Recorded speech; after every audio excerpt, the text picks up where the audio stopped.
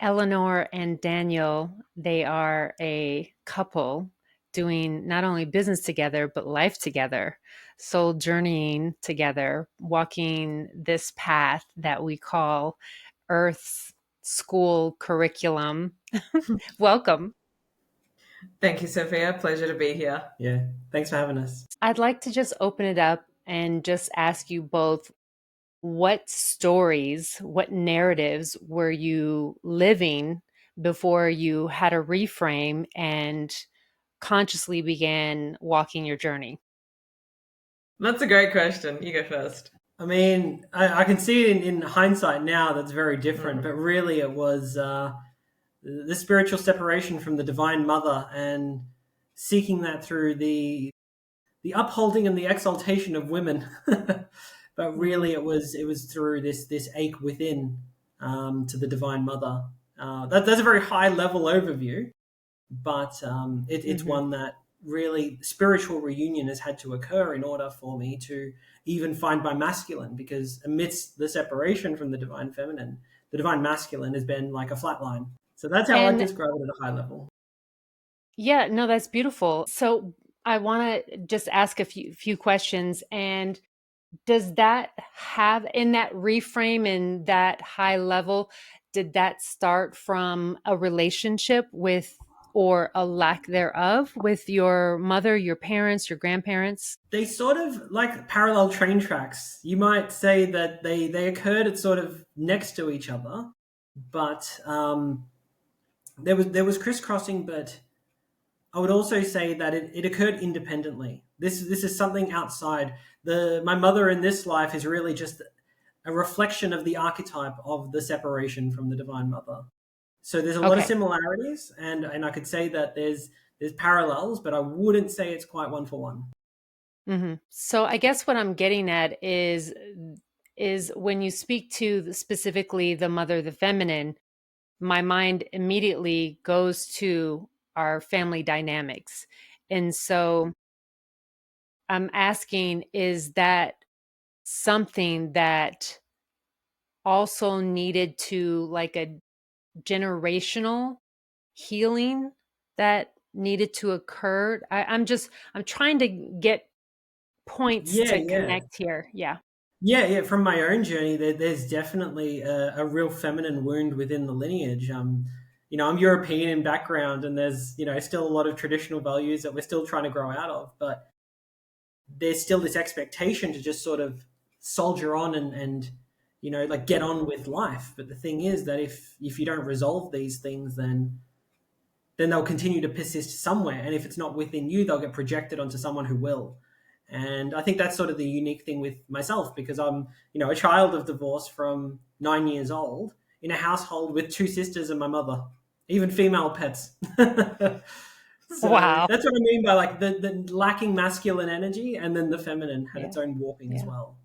But that really Okay. warped your like Daniel's experience. If you want to share more, is it Mm. he never really had the right to his authority or his agency, only to exist within their framework and to always fit between their needs and Mm. their life, and that had significant impacts to Yeah. his Well, trajectory. that's the parallel as well. But one thing I sort of had to swallow, like after the divorce, was the women empowerment. It's women's turn to rule men now, and it's like, oh god, like I wonder if that's healthy. But there was the part of me that felt the ache and succumbed to that belief system as well, to my own detriment, obviously. And within that, it sounds like that's where a lot of the reframing also had to occur. Yeah, well, that's where and you'll hear enough about Eleanor in our story as well, or my story with Eleanor, and basically she represents one of the first women in my life who represents someone that I can actually both physically and spiritually see as an equal without those power dynamics just being enforced from the very get go. So being able to sort of hold the level playing field and just go like we're just two souls finding our way, Yeah. and such as well allows us to like meet each other truly where we're at, Hmm. especially when we like open sacred space and we connect to our hearts and really see it like that. That has never been present in my life before, Eleanor. Ah, that's so beautiful. Just listening to that sounds so healing. Eleanor, you're up next. Of course.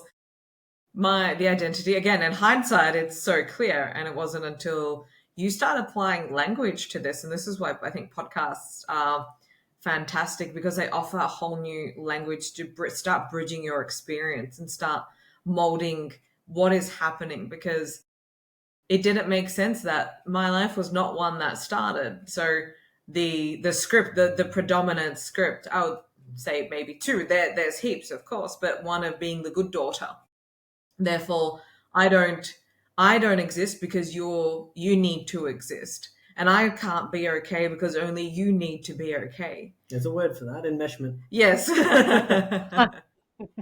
So that, without, making a word salad, but you can see how that plays out. It plays out in parentification, a child who gets applauded and patted on the head for being very mature for your age. It's like, I'm 5. And, all of, and all of these things that therefore require you, because of that identity, to not have needs, to not have boundaries, to not have dreams, because as quickly as they come online, they do shut themselves down. So then I had all of this energy stored up that was not able to be explored in the personal realm, so it had to go somewhere. So it went way too much into the professional realm. And even though I quote unquote had success by the world's definition, as quickly as that came as well, it also came crashing down. And that led to the deep exploration, which was really the script that has been playing out across lifetimes, is that of a disempowered woman.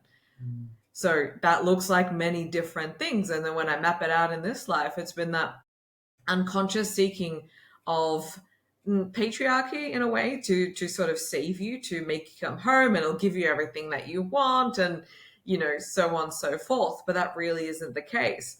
But if you were connected to your own power deep within the soul, like, we're not talking the ego.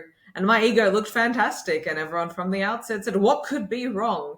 You can do anything you want. It's like, no, I had my mother wouldn't talk to me for 3 days because I went to the park. This was like during COVID. And that's one aspect. And then there's a silent father who doesn't say anything when the screams hit the roof, kind of thing. So it's like, you don't understand, I have such a split reality. So those two things mixed up into one soup. Already there is no sense of self. And an only child. And I'm an only child to European parents, who my mum had me at 42, and she left her homeland when she was 42, so completely uprooted. Her mother just passed away. No family, no friends, in a foreign country. My dad had been living out here for maybe 40 years back then, or 30 years or something like that, well established, had his own life, was in his own pattern. And then you bring out someone who, through her chart, she has to have community to be healthy. Most people do, but some people I need more silence than community, in a way. So you put all of that in a mix, it's like, this isn't a great recipe for anyone to really experience their true self here. In one of your posts, you mentioned having language. I resonated with that so much, because when you said human design, I was like, yes, me too, because it gave me so much understanding about myself, the words. Part of my human design is that I'm a 6'2", and The role model wait, hermit. what's that? The role model and the hermit. Yes. And within that, the response from other people is very important for me to have that mirror of myself. So to have this language, to have these words. And that's how I got into tarot. I started testing that for myself because it gave me language to encapsulate a snapshot of what my energy was in the present. And so, and also you mentioned soul contracts. Can you speak to, when did you get into soul contracts, and tell us more about that? Of course, it was Through the path that I didn't find, and Daniel was neither. We don't really stay with one modality, but it's more the right tool for the right job. And of course, there are, the ones that we'll always go back to. Tarot is like, I need to know what's happening right now, and it will come. It will give you exactly what you need. It's truth unfiltered. It's beautiful in tarot throughout the journey. Even before I really explored this world, tarot has offered so much peace when I couldn't make sense of anything that was happening. But then you get the Tower card sometimes. It's like, right. But then it was followed by the Wheel of Fortune. So things will change. It has been phenomenal. But for me, it was constantly the seeking of answers and seeking new models that can go deeper and deeper. It's for both of us. Both of us, yeah.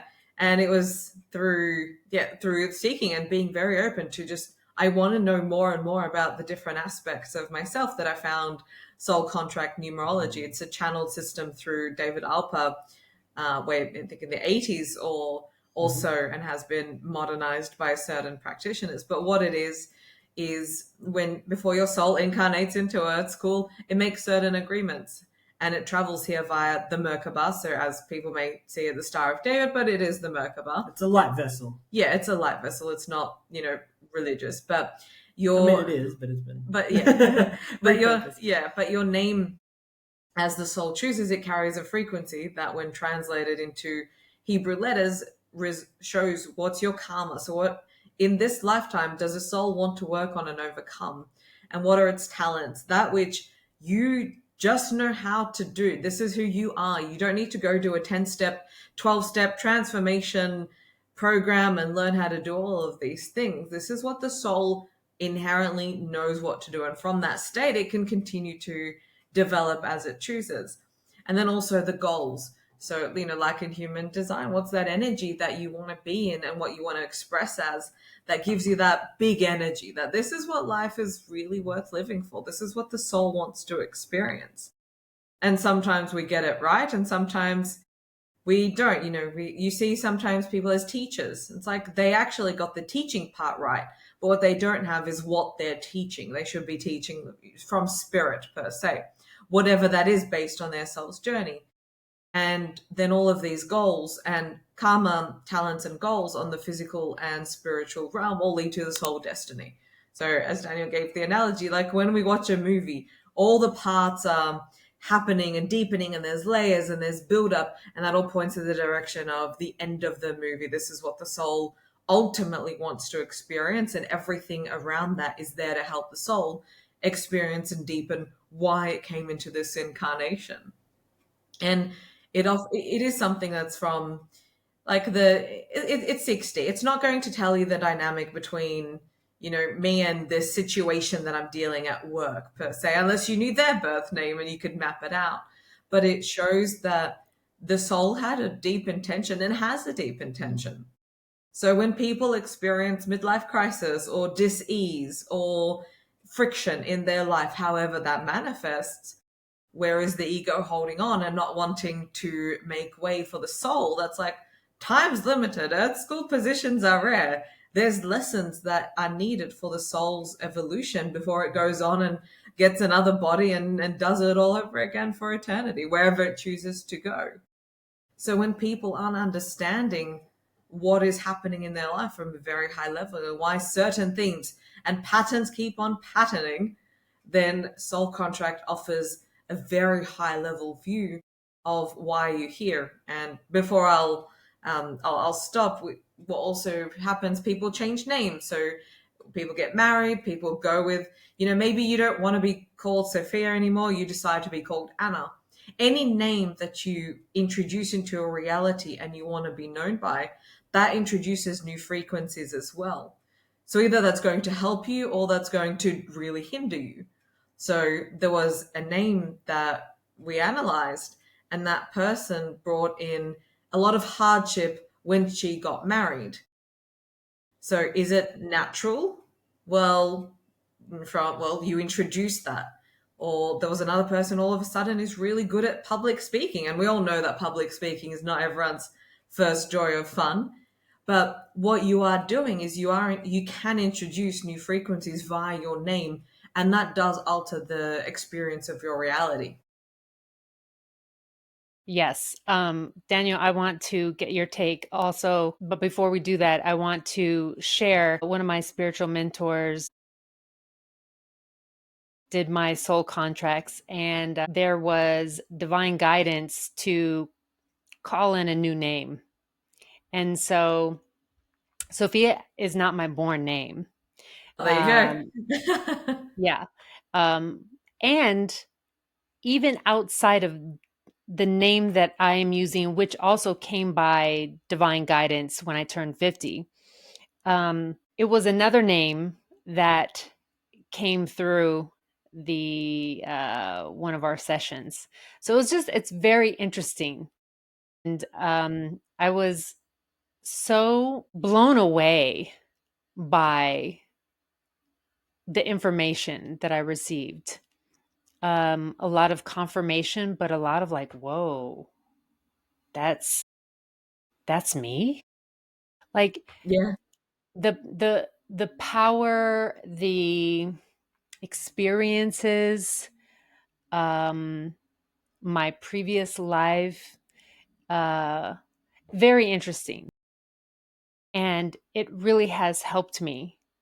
Um, Yeah. So basically, when I was learning quantum healing hypnosis technique, type of hypnosis to take people into past lives, Eleanor basically used that time to she found soul contracts and soul contract numerology as well, which is it's quite different from other forms of numerology because, as she mentioned, it uses the Hebrew language and not English numerology. Which, if you really think about it, there's been chopping and changing and so much done to the English language, and it's still very much evolving. While Hebrew is, it's 22 sturdy letters, and it's existed for thousands of years, and it's the energy that's been put into that language is so rich and vibrant that, it's how could something that powerful not continue to exist if it didn't have the energy necessary to last this long. good And so point. Eleanor got into it first, and I've followed suit with it as well. And what I've found, I'm more interested in understanding the model in order to really just get at the core. As Eleanor mentioned, the right tool for the right job, the answers and the frequencies. When I think to my own chart and Eleanor's as well, the numbers themselves only mean as much as how we can relate and connect to them, because that's another part of the soul contracts, is that you'll experience certain things, like in Buddhism, the stupa, and how you go around in circles spiraling up towards enlightenment. You'll encounter the same cycles, the same patterns keep patterning. And so our soul contracts give us such a unique opportunity to revisit these same types of events in our life, that we can get a deeper understanding of the soul that begins to emerge as we align with what we contracted to do. Because that's when I was first learning this, I still remember, the soul has no control over the incarnated ego once it's here. It can only guide and suggest. And so this is also why, like, learning about how the soul itself doesn't carry the karma, only its creations within this realm do. And so when the soul departs this vessel and departs, because this model, I believe, is in the sixth dimension, it's in the causal body within a 12-dimensional model. And so even understanding that, it came through in a channel the other day that incarnations into this world are, from the soul's perspective, it's like resuming a saved state in a video game. And that's, what you might say your karma is. It's like whatever you left on, what sort of frequencies and energies, when you want to reincarnate again, well, you got to take off from where you left. If you made a mess, well, you got to come back to clean it up, because that's the nature of the save state. Mm-hmm. So yeah, I've always, even with other models as well, like human design and astrology, I'm more interested in understanding how it works, because even when it comes to like epistemology, knowing what we know, really even the way we interpret these models and build things like our karma, our talents, our goals, and our soul destiny, even talking to our profile or our incarnation cross in human design, the element of how we even perceive them plays the biggest role of all, rather than just the answers they give us, although they give us a bottom-up clue for us to begin to connect with our soul. Can you go deeper into that? The perceiving aspect. Mm-hmm. Well, it comes back to like the observer or the pure awareness, or Mm. coming back from the top down sort of approach. And so getting readings and looking at our charts and learning about ourselves this way is a really good way for the ego to then begin to latch on to the deeper, the unconscious, and even, the soul level elements of who we are from the bottom up. But the more that we can do that and, bridge that connection to soul so we can begin to embody it, even just the ability to understand how we model our own perception itself begins to meet soul where it's at, so we can begin to understand how we're even constructing our own perception of things like, again, our karma, talents, and goals, and even just our personality makeup. I'm an introvert. No, I'm an extrovert. Why?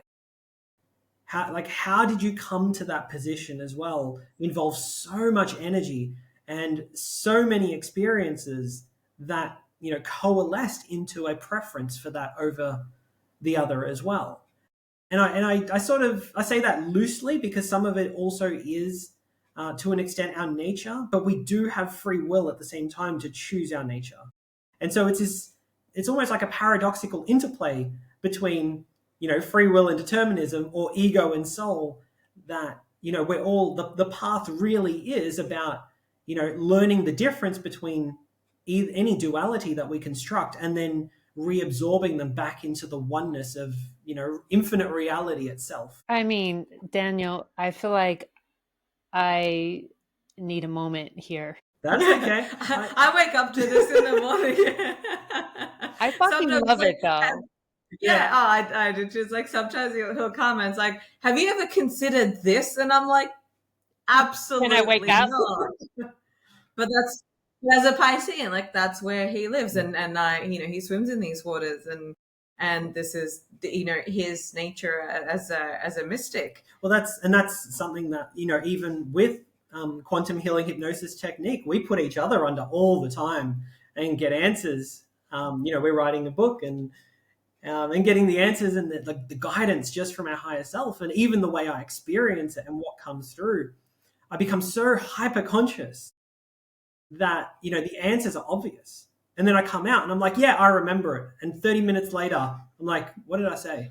And then the next day I'll listen to the recording and I'll be like, I don't remember saying that. But that's something like even with my own past lives, like the patterns keep patterning.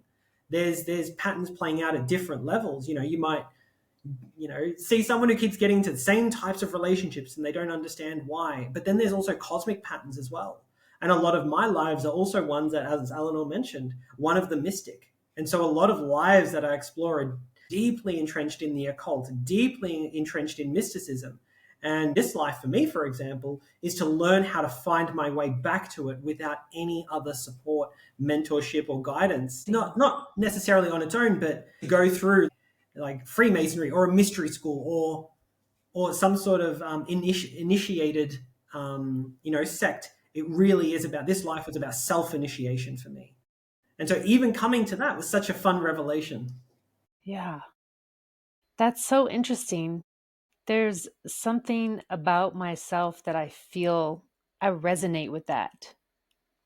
Not necessarily, there are certain things that I do gravitate to and will study. Like I'm about to embark on Ayurvedic, astrology, but also medicine. That's very interesting. I do have a question though. Did you calculate my name before you reached out to me? Oh, We could actually start doing that and come with some really interesting models. But like knowing that this isn't your birth name, we need the birth certificate name first, and this is an overlay because there is a relationship between the two now as well. But that is actually a great idea for podcast hosts. It's like, I want to know your soul destiny. I am so grateful. I think you reached out and I was confused initially. I've only had a few small remembrances about past life. I had my mentor through the soul contract, but certain things have popped up. And so I guess it makes, so being raised Jehovah's Witness, there's a lot of unlearning that Mm. I've done. And so even going into, for instance, tarot, I was, I had to cut off parts of myself to be the good Jehovah's Witness. And so allowing those parts to integrate back into my life and to accept them, as part of me fully. I, I feel like this is definitely one of those things. I have studied uh, NLP, and there's a component of that of hypnosis. And I took a class that she opts out of the hypnosis part. And that part scared me. And so when we talk about past life regressions and the technique of hypnosis, that has always scared me. But I feel like this may be even a sign for me to go deeper because I've Well, I resisted mean, it. yeah, but those fears exist for a reason as well. And so it's how do we, again, coming from that top down approach, how do we even relate to fear? Because the lady who developed quantum healing hypnosis technique, her name was